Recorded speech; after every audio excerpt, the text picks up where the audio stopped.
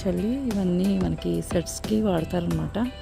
అన్నీ ఇక్కడికిక్కడే వేసుకుంటారు సెట్స్ మొత్తం.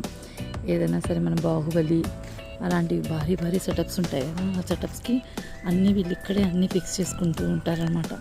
మొత్తం పిఓపితోనే ఉంటుంది ఇది సెటప్ అయితే. చూసారా ఈ లుక్ ఏంటంటే మనకి ఏదైనా సరే ఓల్డ్ హౌసెస్, వింటేజ్ హౌసెస్ కావాలంటే ఇలాంటి హౌసెస్తో వాడేస్తారనమాట. సరే ఇది కూడా ఒక సెట్ అనమాట. ఎంత బాగా వేశారో.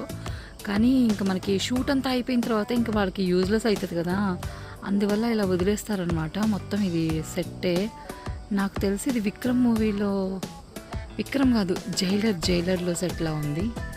జైలర్లో రజనీకాంత్ గారు వచ్చి ఇక్కడికి వచ్చి వాళ్ళతో గొడవ పెట్టుకుంటాడు కదా, ఆ సెట్లా ఉంది. ఆల్మోస్ట్ మనకి తమిళ్ మూవీస్ కానీ హిందీ మూవీస్ కూడా ఇక్కడ చేస్తారనమాట.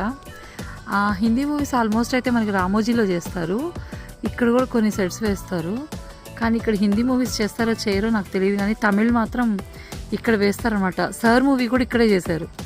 సార్ మూవీ చాలా మూవీస్ కూడా ఇక్కడే చేశారు. ఇందాక ఒక కాలేజ్ దగ్గరికి వెళ్ళాను, అక్కడ కూడా చేస్తారనమాట.